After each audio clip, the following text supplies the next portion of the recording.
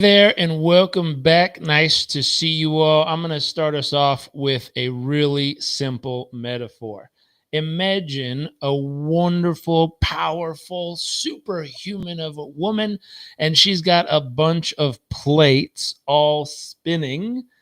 Uh, they're all spinning, and we got one for. Let's see, what do we got? We got one spinning for her job. We have one spinning for parenting. We have another one spinning for caregiving. We have another one spinning for her own personal health. We have another one spinning for relationships. We have another one spinning for trying to keep the house in order and friends and community and finances. And guess what? She's magically supposed to be smiling the entire time this is going on. And I'm going to start off by saying that's not just a metaphor, it's reality for millions and millions of women around the world. Now, I'm here with my That lovely is wife, true. and she wanted to talk through today's training together, which I'm excited about. What's your thoughts on this? I am forever impressed by women and men, but because the topic is women today, how much we are able to do and get done. We can truly move mountains. And media has totally glamorized like the boss babe, the working mom, the woman who has it all. And it has created this idea of like, this is what's put on a pedestal these days, right? And the truth is, behind all of that, I know so many women that we've coached, that have been through our programs, that are that have faced burnout or on the cusp of it because they're truly trying to do everything all at once. And when they feel like they're slipping in any one area, like they just feel awful about the whole thing. And it takes away their joy and fulfillment in any role or whatever in their life. And so one thing I'm really impressed by, specifically in our community of coaches in PCU, is the ability to get two steps ahead of that slippery slope of thinking you need to do all of it right now to be a super achiever, boss babe, that icon status of a woman, which is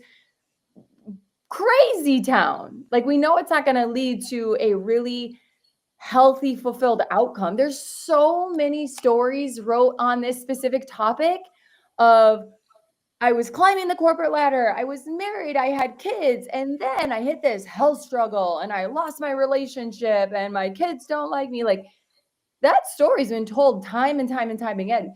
Yet people keep moving down that path thinking like, oh, it's not going to happen to me, I can do it though. Again, I think because media or culture is telling us like you can do it all. And the truth is, we can do absolutely anything we put our mind to. Anything we dream of is possible.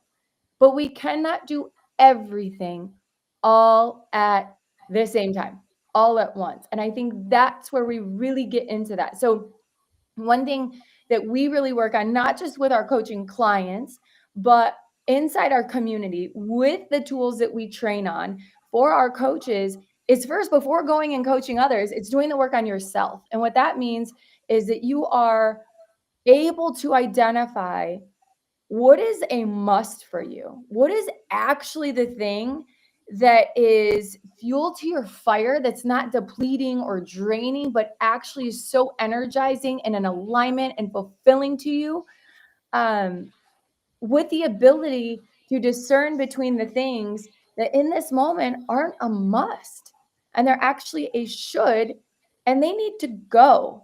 Right. And I think that one thing we're going to talk about is what to do with those things, like how to categorize them. But before we do that, maybe you're really great at this.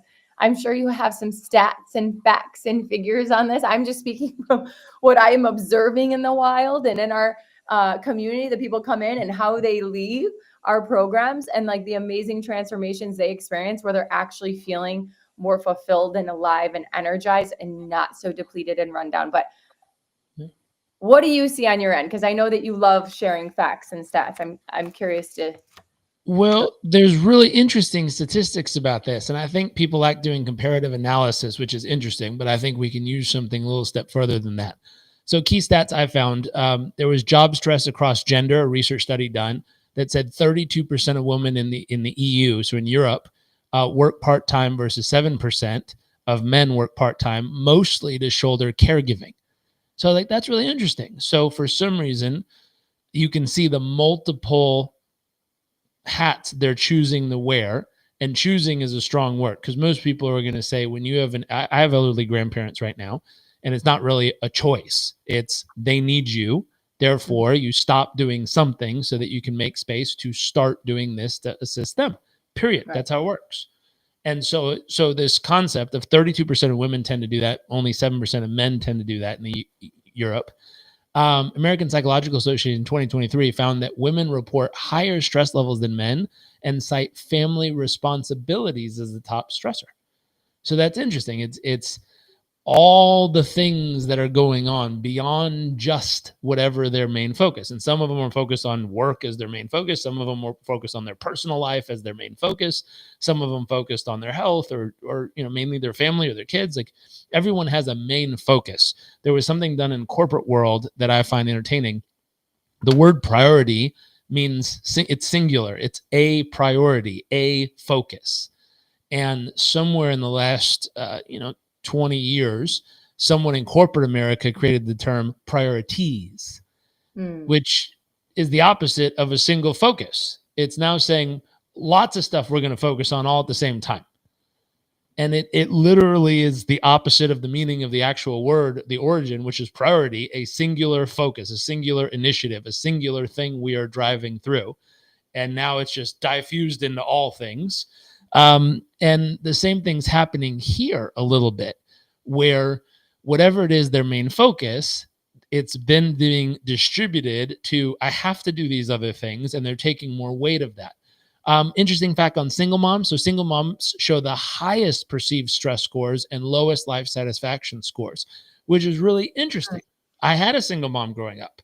My dad helped financially, but she raised me 99% of the time, and luckily lived close or somewhat close within a couple hours of my grandparents. And so they also participated in raising me when I was really little. And it was this concept of like, they have the highest perceived stress levels and the lowest life satisfaction in that moment, because they're trying to do multiple things and anchored into this moment of motherhood at the same time. So the first thing I would do for people is, if you're observing this concept, I would look at the stress load spectrum. So if we were to create a scale, let's call it, and on one side, let's call it balanced roles with support. So meaning you have enough time, space. And when I say space, I mean mental space, emotional space, physical space. You have enough space, you have enough time, and you have enough resources, AKA support, in order to do the roles you most want to do. And then on the opposite end of the spectrum, we're going to talk about overloaded roles. So you don't have enough time, you don't have enough space, mentally, emotionally, or physically, and you don't have the resources to produce the results you dream of producing in the role itself. And so you want to talk about stress. Talk about not having the mental space, emotional space, physical space, not having any resources to do it, and still thinking you're supposed to be producing the result. Of course, that's going to create an insane amount of stress in a human being, any human being, but especially someone in this position. And so when we look at this, I always say, what are the costs? What's actually going on in someone's life when they get stuck in this? They don't have the mental, emotional, physical space. They haven't carved that out. The resources aren't available to make the difference they're trying to or wanting to make. And there's no support, no time for it. What happens? Well, specifically, we did another one on men the other day. So this one's for women. Women often wear the emotional armor, expected to be kind, composed, productive, loving, but inside they're facing burnout, anxiety, and usually resentment at some level. Usually resentment. Side topic. I was listening to something the other day. It was the interview, and this lady was talking about their sex life and their marriage. And she said, if I'm really honest, over all the years, it was little bits of resentment that kept stacking up over and over and over and over and over that caused me to feel not open to this human being who was her spouse. And I went, gosh, that's true. All the time she didn't feel seen, all the time she didn't feel supported, all the time she thought she asked, or she asked for help and he didn't hear what she was really saying. All those little moments. And so same thing's happening here. There's a lot of moving parts. And in the moment where you don't feel like you have the support, or you don't feel like you have the space, or you don't feel like you have the time, and you might be asking for help and the other person is ignoring it, not hearing it, not understanding it, or not able to fulfill it. Oh, my wife disappeared. Yeah. Oh, she's back. Or that thought. And what are the symptoms? According to the Cleveland Clinic, there was a research done here. They found that the symptoms, you'll have anxiety, mood swings, poor sleep, relationship strain, and emotional suppression, or what they call Superwoman schema. And so oftentimes, and I don't know, let's watch the chat box real quick. We have lots of people on live with us. Anyone out there facing anxiety, mood swings, poor sleep, relationship strain, emotional suppression? Just checking in real quick. Oh, I see a handful of people responding. Lots of people commenting how beautiful my wife is. Apparently, we have younger men audience watching this one. So with this going on, there's a quote that says, oftentimes when a woman says, I'm fine, it's often code for I'm barely holding it together. And so, love, I don't know if you've ever experienced moments like this. I think without a doubt, anxiety, I mean, mood swings happen, I think, with just our hormones. Like, that's going to happen. But of course, I mean, so hormones aside, even just when you have an insane workload and expectations of yourself, like, I need to be a great lover, partner, wife. I need to be an amazing engaged mother. I need to be a super successful business owner. I need to keep a clean and orderly house. I need to. All of these things undoubtedly are going to cause anxiety and mood swings. And when one of those balls is starting to drop because you're juggling so many, yeah, there's going to be mood swings, right? Like, I am very familiar with that.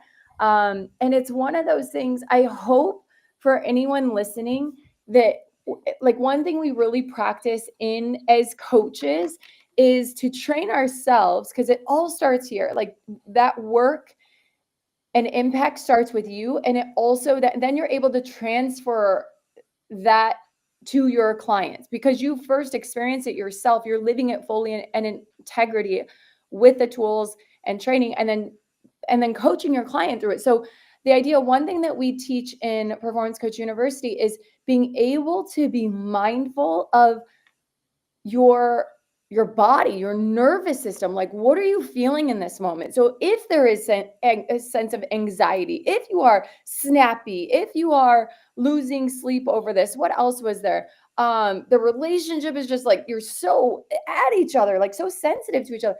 What's going on, right? The body will tell you first, right? Our minds will tell us first.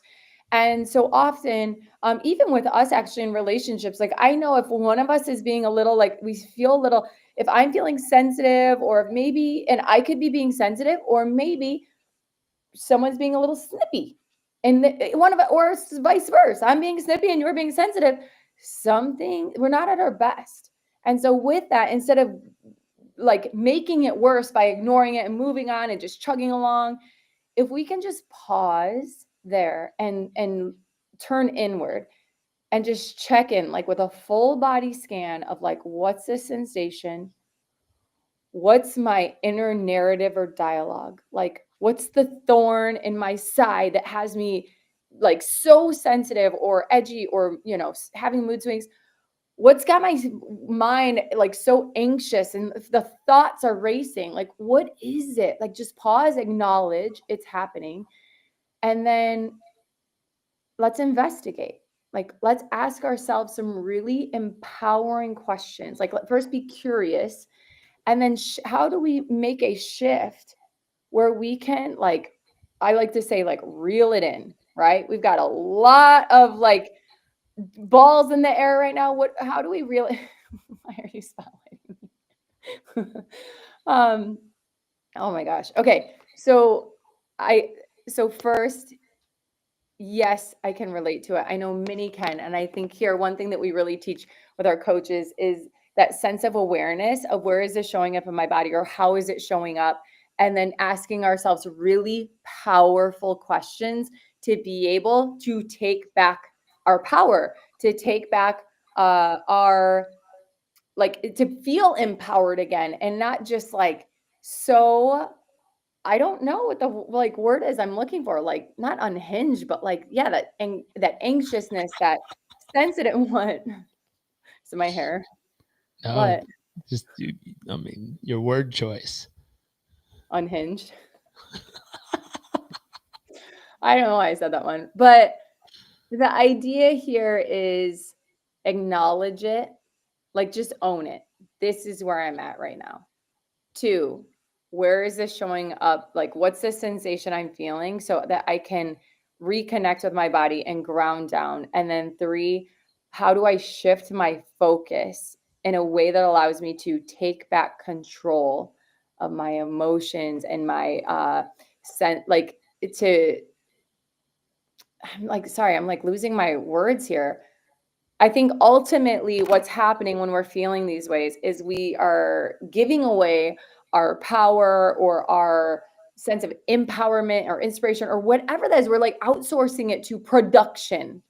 My husband's not happy. My kids are unhappy. My business is struggling. My da da da da da da. Like, we're so focused on our happiness, our fulfillment, our peace, our peace. Forget about happiness, just our peace. We have outsourced it to these other things instead of going, it's always here. But when I allow it to only be here when I'm perfectly juggling all of these balls or spinning all these plates in and not a single one falls or dips or whatever, I think that's where we really run into some major troubles around mental health, is because we have outsourced our peace, our joy, our fulfillment, our bliss, whatever it is, based on production, based on performance, based on others, instead of reconnecting with us and what's true and what's real. And then acknowledging also, like, yeah, maybe it's time I need to, like, get some stuff off my plate. I need to give Well, myself permission that I don't have to be superwoman in all these areas. well, there's something important about the unpacking that Superwoman schema, just the thought process itself. Yeah. And so if you looked at it as if it was, a shape, maybe a triangle, and you put Superwoman in the middle, the concept of there's often a professional identity, which is the career, ambition, financial contribution, whatever it is they're doing. It's like this is what they're doing in the professional realm. And that Mhm. one's then competing with the relational identity, which is parenting, caregiving, being a great partner to their relationship. So there's the relationship identity competing with the parent professional identity. And then the bottom one is the internal identity. So her health, her purpose, her emotional needs. And when you have three in competition, it creates this superwoman schema where all three are expected to be the priority at the exact same time. And I love something you said earlier, which is you can do anything you want. You just can't do everything at the exact same time. You can do everything if you pick and choose which order to do it in. So, could a woman have a professional identity where she radically excels in her career for a whole decade of her life? Absolutely. Could she also have a relational identity where she has this unbelievable stage of parenting and mothering and this incredible love life and relationship? Absolutely. Could she also have a time in her life where it's all about health and purpose and emotions? Absolutely. The likelihood that she's going to pull off all three at the exact same moment, not impossible, just extremely challenging for anybody. And so Yeah. I met a lady who she actually taught, she was a professor in psychology on a university that I attended. And she was a single mom who raised 5 kids on her own. And once they all left the house and graduated out to life, she went and got 3 PhDs. I was like, holy smokes. And then now she was a professor in her 60s and 70s teaching on a cruise ship going around the world. I was like, you're cool, man. You did everything. You had a relationship, you made kids, you raised 5 of them on Yeah. your own, which is hard as heck to do. And then after you're done being a mom and that, you graduated over to learning and went back to school and got 3 PhDs, and now you're a professor. Unbelievable. That's amazing. Like, look at you. I've also watched people, and so in the sales world, in the business world, there's usually a triangle, and they make you pick. They say you could have the best price, you could have the fastest delivery, or you could have the highest quality. Here's the key: you can only pick two. And I think the same might be true here. You can have the fastest delivery. I can get it to you tomorrow, but the quality is going to be wonky, or the price is going to be, I can get you the highest quality and really fast, but it's going to be super expensive. Or I can get you the best price and the highest quality, but it's going to take a while. Or like you got to pick which of those three you want. And who am I to give advice to women? But I would throw it out there and say, I see from an outside perspective, and all the people we work with, and we work with professionals and professional women as well, there's some combination of picking which of these, maybe two, are most important right now. And it doesn't mean the other one's going to stop. It doesn't mean you just quit. It doesn't mean you give it up. And I've always used this with my clients, which is if you're going to be focused on two of these, extremely focused, probably on one, then what's the minimum you need to put in on the others to keep it moving forward? The minimum required effort for forward progress. Yeah. Not so it stalls, not so it falls apart, but forward progress, meaning it's getting a little better every single day. But what's the minimum effort you could put in for forward progress in these categories? And I think people who are intelligent do this automatically without realizing what they're doing, because I've watched it. I've watched, we have a client and a friend who's a mom and an amazing business owner and is healthy and fit and strong. And I've watched how at moments where she pushes hardest into her business, usually her health or her parenting or her relationships kind of slide a little. And I've watched her push heavy into relationships and being a mom, and then her business might slide a little. So I've watched it happen naturally, where she's going after two. She wants all three, but she's going after two really well, and one of them's kind of sloppy. Yeah. But if you do this intentionally, it takes the stress away. If that's the plan, you're not freaking out about it. You know that's the plan. You're to be expected. You expect that one's going to slow down slightly while the other one's peak. That makes sense. Where stress comes in is when you either try to do all three at the same time and fail, or you do really one or two in really great focus, expecting the other one to also have this world-class result, which is ridiculous. It doesn't work that way. And so often when these are in conflict, one wins and the others feel like they lose. If we look at this, let's create a tool. Let's share something we can actually do. So whatever it is, I would start with the first thing you always want to do. And we teach this in our purposeful parenting course. We teach this in our emotional resilience course. We teach this in PCU. When someone has a lot of emotion, they're feeling a lot, the first thing you want to do if you're going to tame it is you got to name it.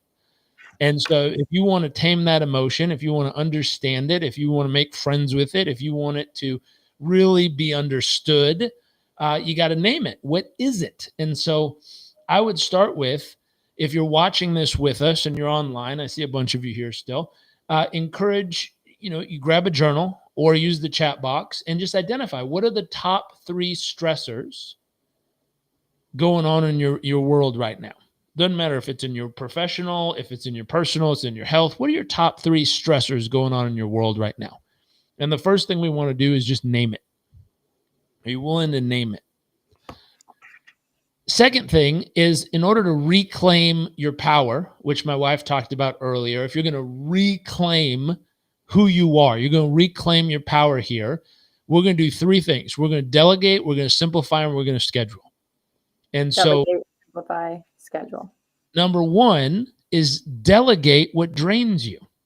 Look around in your life, identify the stuff that you want to think about it. Does this give me energy, or does this just suck all the energy out of me? Do I feel more alive when I do this, or do I feel drained on the other side of this? Identify the stuff that absolutely takes you out. And the very first step, if you're going to reclaim your power, is I need you to delegate what drains you. I think my wife and I noticed something, that there's certain things that bring so much life and so much joy and so much aliveness into her. And there's other things that just take it out of her. I don't know if anything comes to mind, but there's certain things. And when we say delegate, it's not that she told me I have to do it. It's I noticed it and I said, hey, I will happily take that off your plate. I'm actually good at that. That's meditative to me. When I do that, it's relaxing to me. I would like to be responsible for that in our household, because to me, my nervous system actually relaxes when I do repetitive motions, when I do these types of things. It actually makes me feel better at the end of the day to go do this, because my whole nervous system calms down when I participate. But for you, if you do those things, I've noticed, and you tell me if it's true, it drains you. It's just, Should we do like 1, 2, 3, and then say what it is and say it for you? Okay. Ready? 1, 2, 3. Cleaning. There you go. You nailed it. It's exactly what I was thinking. But for some reason, I grew up, and I've psychoanalyzed myself on why do I enjoy cleaning things up. Whether I grew up with my grandma and we used to clean together, and my aunt, or I don't know, for some reason in my nervous system, and there was actually research done around this. There's certain people, um, even though they've more or less succeeded enough in life to not have to do the cleaning themselves. There was people like Bill Gates listed where he enjoys doing the dishes at night because of the repetitive motion that's almost meditative to his nervous system. I was like, dude, I totally get that. For some reason, it's meditative to me. I put on meditation music, I do my breathing, and I go clean dishes, and my whole nervous system relaxes. It's amazing. It's like a simple repetitive motion that just calms my nervous system. Anyways, so the concept of my wife reclaiming some of her space, some of her time, some of her emotional capacity was me, delegating that, or her delegating that off her list, and me claiming it, me saying, oh, I love that. That actually relaxes me. I enjoy doing that. No big deal. I would love to have that. And that was her delegating something that drains her off her list. Number 2, simplify what you got to do. Number 2 is simplifying what you have to do. And as easy as this sounds, if you were to look through the things that are stressing you, sometimes the reason it's stressing you isn't the thing. Your mic is really close to wherever your hands just went, love, just so you know. Sorry. Whatever is stressing you sometimes isn't about the thing. It's the way you're choosing to go about it. Let's think of an example. How many of you know someone, not you, but you know someone, that they have a really meticulous way that you have to do something? And if you don't do it in that specific way, they almost have like a panic attack. I mean, they might break out in hives or hyperventilate if you don't do it the specific way they do it. I'll give you an example. As simple as this sounds, my wife and I make the bed very differently. When I met her, as silly as this is, I asked her, I'm like, don't you make your bed? And I remember she said something. She's like, if I'm going to get back in it, what's the point? And I started laughing. And I said, that's actually pretty smart. Like, yeah, I get that. That makes sense logically. She's like, why would I waste the time and energy if I'm literally getting out of it? I'm going to get back in. Why would I waste the time redecorating the whole bed when it's just going to land up in the same place so many, hours later within the next day? Like, that didn't make any sense. And I was like, wow, that's interesting. I was like, what do I believe about making the bed? And I'm like, I don't know. I listened to some sailor one time from the Navy talk about if you want to have a great life, wake up and make your bed. Because if you start your habits out strong in the day, then the habits will stack into all the other habits, and therefore you will ultimately be successful. I'm like, I don't know. I guess I believe something like this because I make the bed as if it's folding ancient wisdom of the most amazing origami art that ever existed on earth. I think my nervous system feels like I have to origami the bed every morning and make it like this perfect, serene swan thing that looks beautiful. It's beautiful. It does look beautiful. I like it. And could I simplify that? Absolutely. I don't have to origami the bed every morning. I can really simplify that process and be like, hey, cover it, pillows up, we're done. And I can walk away. And I have since then. I remember when we first met, gosh, there was a bunch of pillows, there were blankets that had to go in a certain way. There's all this stuff. And it's like, could that be simplified? Absolutely. And I'm just using silly stuff around the house to give the example, but this applies in business. I bet there's something you're doing in your work that you have some origami ancient technique that you think you have to follow. In reality, you can make it so much easier on yourself if you just simplified the process and narrowed it down. And companies actually incentivize this. I know there's Mhm. companies like Toyota and Nissan, they have incentivizations like if you find a simpler way to do something, we'll give you $100 as long as it works. Like they want SOPs, they want processes to be more simple. Same thing in your life. If you want to reduce the stress, if you want to get rid of the superwoman complex, number one, delegate what drains you. Number two, simplify what you must do.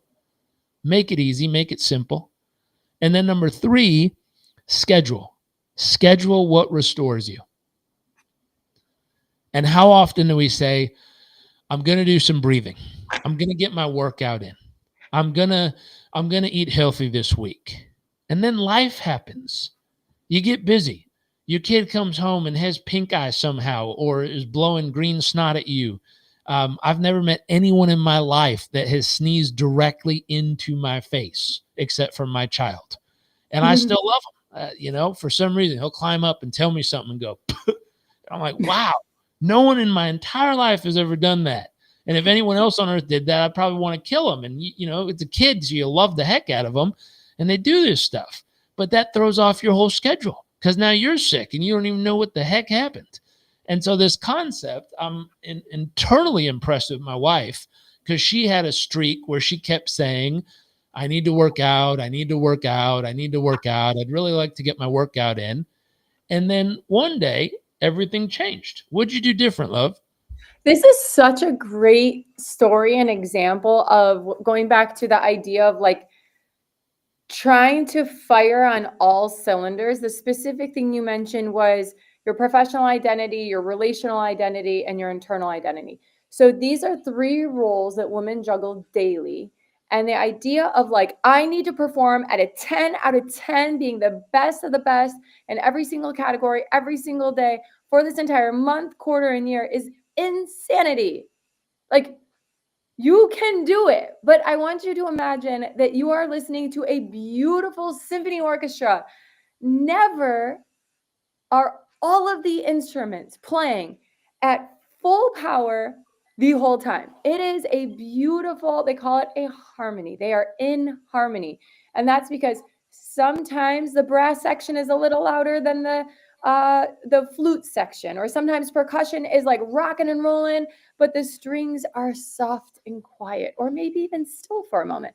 The idea, like what Jarek was saying, of what do you need to do to maintain, not fall below the line, but maintain at or slightly above the line? So when those other areas require a little bit more, so for example, we're sorting out homeschooling with our son and what that looks like, and kind of patching and quilting together these options. And it's so beautiful, but it's quite labor intensive. It takes a lot of mental and emotional and physical energy, frankly, to figure out how to make this work, right? And we're getting there.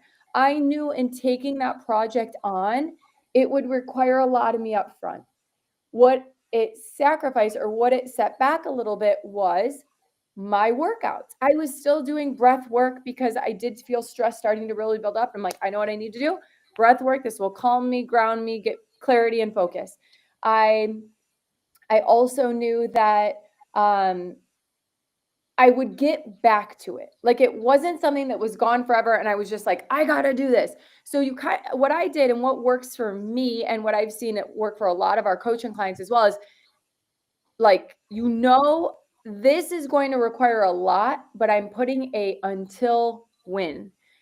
So I know, hey, this is full on right now, but it's not forever. So I'm going to crank it up here. This might dial back a little bit, but by this date. And so for me personally, it was like after month one, I'm bringing in, like Jarek was saying, I'm delegating. I'm bringing in resources and support to help offload. I had it all on my back. All right, I'm going to start recruiting support. I get the support in there. Okay, now I'm training them up. So the intensity is starting to go down. I'm seeing light at the end of the tunnel. I have a great support. Okay, perfect. Now the support is on. It's time. It's been 2 months now.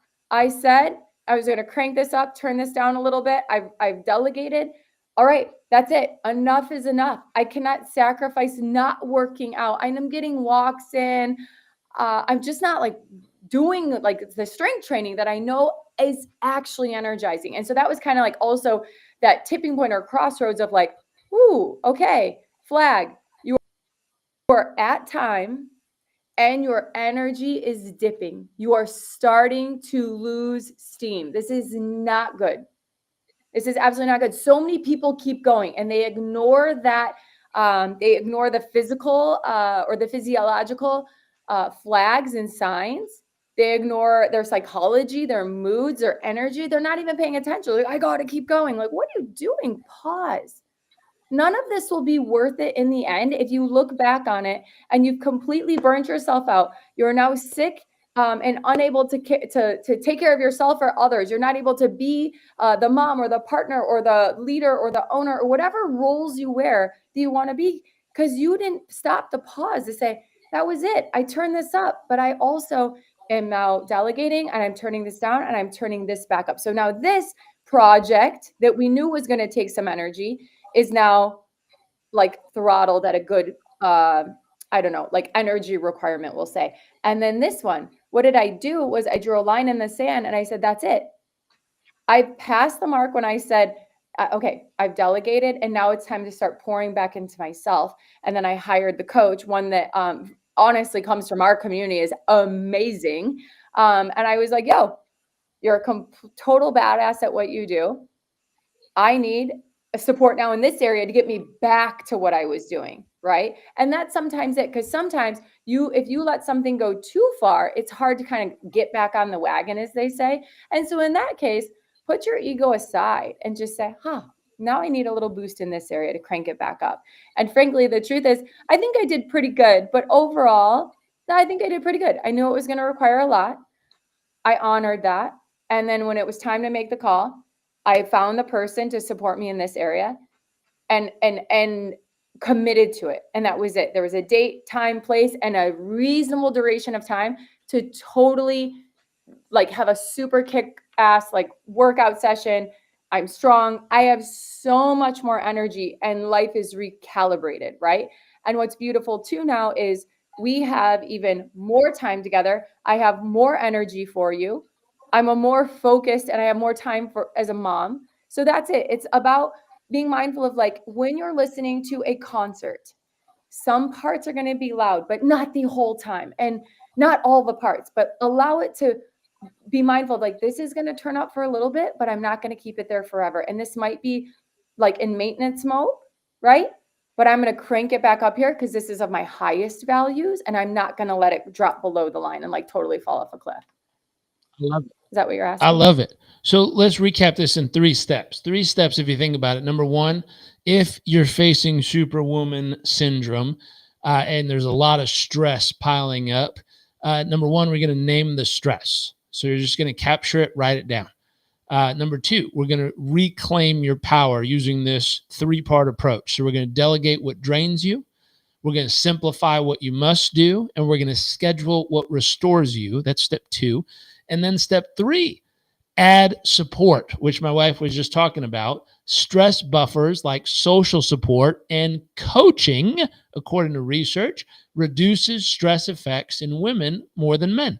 And so the ability of having social support and having a coach actually reduces the stress overall. And so where do we go from here? What can we do? Well, there's two things. We have a worksheet. If you want it, I'm going to tell you how to get it at the end. But for right now, I'm going to ask you a question. And the question is, what if your next chapter wasn't about doing more, but it's about being more? We're not human doings, we're human beings. How do we step into that beingness? Well, at Performance Coach University, we don't just teach how to perform, we teach how to thrive.